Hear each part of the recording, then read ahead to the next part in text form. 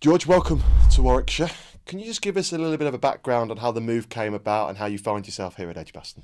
Yeah, it was a bit of a roller coaster, to be honest. I found out about the opportunity on just an average Monday. My agent called me and said, "This might turn your life upside down, but what do you reckon?" And I said, "Sure, let's do it." I enrolled in uni the next day and booked my flight the day after that, and yeah, it's just unfolded from there. I've absolutely loved it from there, so it's been outstanding. You have got English heritage. Can you explain a little bit more about your family lines?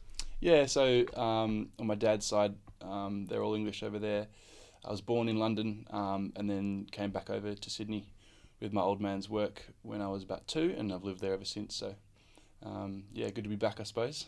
What sort of names and what sort of teams have you played with in Australia? So I was a part of the New South Wales Academy over there, so the under-17s and 19s. But since then, I've just been playing first grade for Eastern Suburbs. And you're quite a tall guy. You must be a fast bowler. Are you a guy that can crank it up? Are you a guy that likes to swing it? What sort of bowler are you? I'm definitely not an out-and-out fast bowler. I obviously try and bowl the ball as fast as you can, but I pride myself. I've got good skills, can swing the ball, and obviously bowl the ball from a tall height. So prefer to get wickets that way, if that makes sense, yeah. Our members would have seen your name on the second 11 already. You've already played in a lot of games. How have you adjusted to life at Warwickshire and how are you enjoying the second 11 environment? Oh, it's outstanding. Ian Westwood and all the coaches around there have created a great environment. It was so easy for me to fit in and just play my natural game, really. It's quite full on, big change, playing a lot of cricket just about every day. I think I was playing bowling just about every day for a good 3 or 4 weeks there. So that was a big jump, especially coming from pre-season back home. But the environment there and the team and everything's been great, so I've really enjoyed it. And you've been around the first team as well. What's your sense of that group and how are you enjoying being around those guys?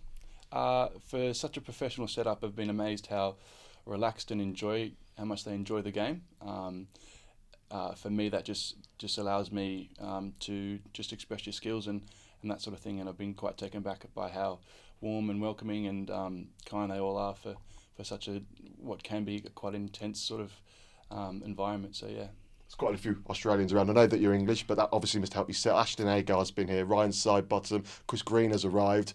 You've been chatting to those guys, you're going to meet with those guys that help you settle in?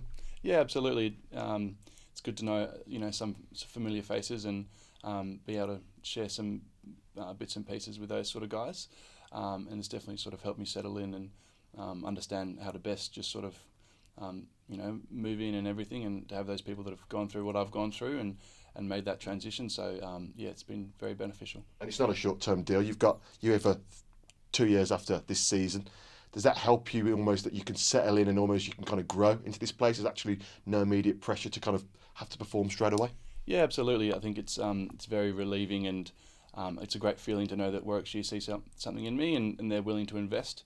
And from my point of view, that hopefully get the best out of me to allow me to use all the coaches and the environment and the structure around in Warwickshire and ultimately be the best player I can be for Warwickshire. Yeah, what were the conversations with Paul and Pop, who's obviously our bowling coach? What have they been saying to you since you arrived?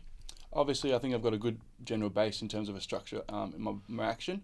A few things we've been tinkering with just in the last couple of weeks, but I'm tall, I'm pretty athletic, and I've got a lot of things going pretty well, but just little bits and pieces, and then also just mentally and tactically, just improvements there on understanding my game a bit better and how to best get wickets and do the best thing for the team at any one time. Talked about how your agent said this might turn you world upside down, but we're currently standing at Edgbaston. That was full last week.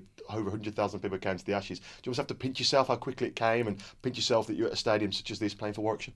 Literally, yeah. I went and watched day 4 and day 5 of the test, and honestly just was pinching myself the entire day, just marvelling at how this is going to be my home ground for the next potentially 10 to 12 years, So, yeah, incredible atmosphere. To watch the Hollies go off was, a spectacle in itself. So, yeah, I'm definitely still pinching myself. And a club like Warwickshire with such great history. We're currently in the 25th anniversary of the 1994, the treble-winning side. We've had greats like Lara, Sangakkara, Alan Donald all play for us.